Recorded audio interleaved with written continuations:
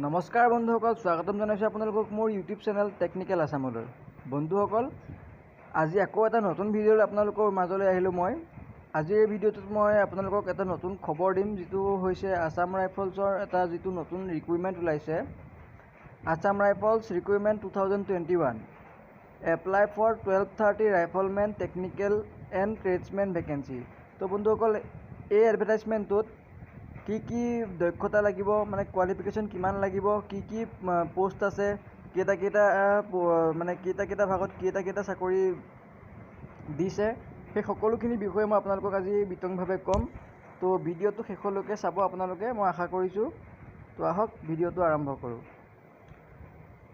তো বন্ধুসকল, ইয়াত আপোনালোকে দেখিবলৈ পাইছে apply for 1230 riflemen technical and tradesmen vacancy. Assam Rifles has published employment notification for 1230 riflemen technical and tradesman vacancy. For that, the candidates need to fill the Assam Rifles online application form 2021. In this article, we will cover full details on the latest Assam Rifles recruitment 2021 vacancy details, age limit, salary, online application form, a direct link to apply aspirants are requested to go through the latest Assam Rifles job vacancy 2021 fully before applying to this job. Interested and eligible candidates who are seeking to apply can fill Assam Rifles online application from 11 September 2021 onwards. মানে 11 ছেপ্টেম্বৰৰ 2021 পৰা আপোনালোকে apply কৰিব পাৰিব। The last date for submitting online application is 25 October 2021. 25 October 2021 ইয়াৰ মানে যিটো apply কৰা last date. This is the good opportunity for the job hunters who are looking for the career in Assam Rifles before applying to this job. Aspirants are requested to go' through the latest Assam Rifles job notification 2021 fully. Assam Rifles riflemen technical and tradesmen recruitment 2021. The detailed information on Assam Rifles latest job notification 2021 has been given below, and this Assam Rifles recruitment comes under the government job. তো বন্ধুসকল, এই আপোনালোক সকলোৱে জানেই এইটো এটা চৰকাৰী চাকৰি হয়, চেণ্ট্ৰেল গভৰ্ণমেণ্টৰ। তো মই আপোনালোকক এইবোৰ বেছি পঢ়ি নাথাকি আপোনালোকক কি লাগিব, কেনেকুৱা এডুকেশ্যন কোৱালিফিকেশ্যন লাগিব, সেইখিনি বিষয়ে মই আপোনালোকক বিতংভাৱে ক'বলৈ বিচাৰিছোঁ। টোটেল ভেকেঞ্চি আছে বন্ধুসকল 1230টা।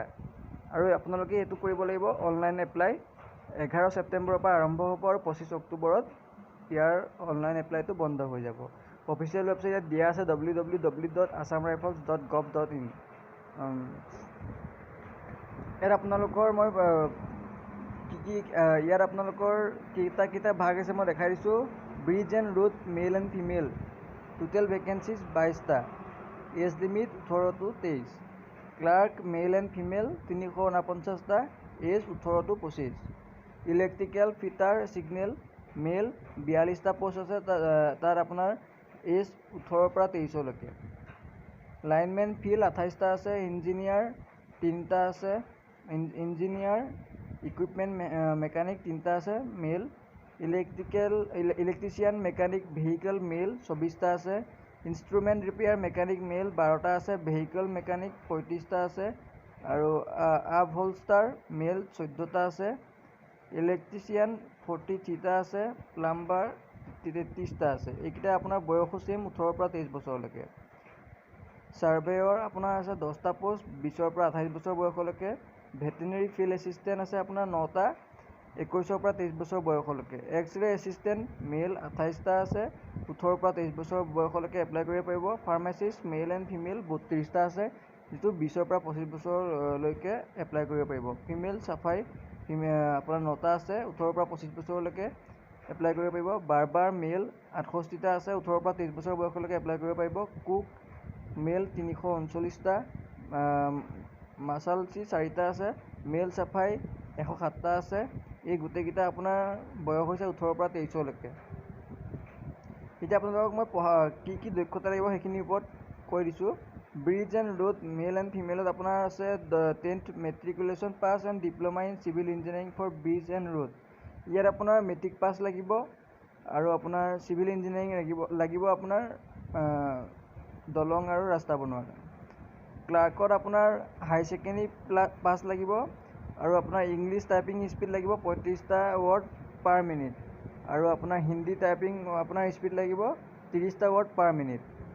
Personal assistant male and female আপোনালোকৰ কোৱালিফিকেশ্যন লাগিব হাই ছেকেণ্ডেৰী পাছ আৰু আপোনাৰ কম্পিউটাৰ টাইপিং হ'ব লাগিব আপোনাৰ 10 মিনিটত 80টা ৱৰ্ড পাৰ মিনিট। 10 মিনিটত ডিছকাশ্যন 10 মিনিটছ এটা মানে 80টা ৱৰ্ড পাৰ মিনিটত লিখিব পৰা হ'ব লাগিব ইংলিছ। আৰু ইলেক্ট্ৰিচিয়ান ফিটাৰ ছিগনেল মেল আছে আপোনাৰ মেট্ৰিক পাছ লাগিব আৰু লাইনমেন মেল আছে আপোনাৰ মেট্ৰিক পাছ লাগিব আৰু ITI লাগিব ইলেক্ট্ৰিচিয়ানৰ। ইঞ্জিনিয়াৰ ইকুইপমেণ্ট মেকানিক আপোনাৰ মেট্ৰিক পাছ লাগিব ITI লাগিব মেকানিক ট্ৰেডৰ। ইলেক্ট্ৰিচিয়ান মেকানিক ভেহিকেল মেল আপোনাৰ মেট্ৰিক পাছ লাগিব ITI লাগিব তাৰ লগত মটৰ মেকানিকৰ। ইনষ্ট্ৰুমেণ্ট ৰিপেয়াৰ আপোনাৰ মেকানিকৰ পঢ়া শুনা লাগিব হাই ছেকেণ্ডেৰী পাছ আৰু আপোনাৰ তাৰ লগত ITI লাগিব ইনষ্ট্ৰুমেণ্টেশ্যনৰ। ভেহিকেল মেকানিকৰ আপোনাৰ মেট্ৰিক পাছ লাগিব আৰু ইংলিছ মেথমেটিক্স এণ্ড ছায়েন্স আৰু আপোনাৰ ডিপ্ল'মা লাগিব মানে ITI চাৰ্টিফিকেট লাগিব ইয়াত। আপহোল্ষ্টাৰ মেল য'ত আপোনাৰ লাগিব মেট্ৰিক পাছ আৰু ITI চাৰ্টিফিকেট লাগিব। ইলেক্ট্ৰিচিয়ান মেল য'ত আপোনাৰ 10 পাছ মানে মেট্ৰিক পাছ লাগিব আৰু ITI চাৰ্টিফিকেট লাগিব ইলেক্ট্ৰিচিয়ানৰ। প্লাম্বাৰৰ তেনেকৈ মেট্ৰিক পাছ লাগিব আৰু ITI চাৰ্টিফিকেট লাগিব প্লাম্বাৰৰ। ছাৰ্ভেয়াৰৰ আপোনাৰ মেট্ৰিক পাছ লাগিব ITI চাৰ্টিফিকেট লাগিব ছাৰ্ভেয়াৰ ট্ৰেডৰ। এক্সৰে এছিষ্টেণ্টত হাই ছেকেণ্ডেৰী পাছ লাগিব ডিপ্ল'মা লাগিব ইয়াৰ লগত ৰেডিঅ'লজি। ভেটেনেৰী ফিল্ড এছিষ্টেণ্টত হাই ছেকেণ্ডেৰী পাছ লাগিব আৰু 2 বছৰীয়া ডিপ্ল'মা চাৰ্টিফিকেট লাগিব ভেটেনেৰী ছায়েন্স আৰু 1 year এক্সপিৰিয়েঞ্চ লাগিব। ফাৰ্মাচিষ্ট আপোনাৰ মেল এণ্ড ফিমেল দুইটা আছে য'ত আপোনাৰ হাই ছেকেণ্ডেৰী পাছ লাগিব ডিপ্ল'মা লাগিব তাৰ লগত ফাৰ্মাচীৰ। ফিমেল চাফাইৰ লগত আপোনাৰ ফিমেল চাফাইৰ বাবে আপোনাৰ মেট্ৰিক পাছ লাগিব আৰু বাৰ্বাৰৰ কাৰণে মেট্ৰিক পাছ। কুক মেলৰ কাৰণে লাগিব মেট্ৰিক পাছ। মাছালচিৰ কাৰণে লাগিব মেট্ৰিক পাছ। মেল চাফাইৰ কাৰণে লাগিব মেট্ৰিক পাছ। অ'কে, তো আপোনালোকে এইটো অনলাইন এপ্লাই কৰিব লাগিব। আপোনালোকক মই কেতিয়া এপ্লাই হ'ব কৈছোঁ 11 ছেপ্টেম্বৰৰ পৰা হ'ব আৰু 25 অক্টোবৰত লাষ্ট ডেট ইয়াৰ এপ্লাই কৰা। তো বন্ধুসকল এইখিনি আছিলে। ইয়াৰ এডভাৰটাইজমেণ্টৰ লিংকটো মই তলত আপোনালোকক দি দিম, তাত আপোনালোকে 11 ছেপ্টেম্বৰৰ পৰা এপ্লাই কৰিব পাৰিব। তো বন্ধুসকল আজিলৈ ভিডিঅ'টো ইমানতে সামৰণি মাৰিছোঁ। যদি আপোনালোকক মই অকণ হ'লেও কিবা ইনফৰ্মেশ্যন চাকৰিৰ ক্ষেত্ৰত দিবলৈ সক্ষম হৈছোঁ তেন্তে মোৰ চেনেলটো ছাবস্ক্ৰাইব কৰি ল'ব আৰু আগলৈও এনেকৈ ভিডিঅ' পাবলৈ কাৰণে ছাবস্ক্ৰাইব বটনৰ কাষত থকা বেল আইকনটো ক্লিক কৰি পেলাই অলত প্ৰেছ কৰি ল'ব আৰু ভিডিঅ'টো ভাল লাগিলে লাইক কৰিব আৰু লগৰ বন্ধু বান্ধৱৰ সৈতে শ্বেয়াৰ কৰি দিব। ধন্যবাদ।